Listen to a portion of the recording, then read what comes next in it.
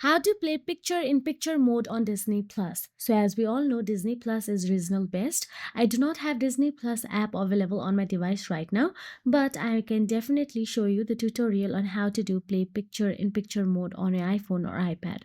So let's get started. First of all, open the settings app from your iPhone or iPad's home screen. Then all you have to do is scroll down and tap on the general option available in there. Inside general, simply scroll down unless you see picture in picture option available and simply tap on it. Once you tap on it, make sure to toggle on the switch.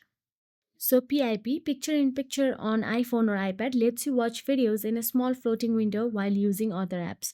So you can multitask without stopping playback. This applies to every app you have downloaded on your iPhone or iPad. So basically it applies for Disney Plus if you have downloaded it. So that is it. If you found this video helpful, please like, share and subscribe, and thank you so much for watching.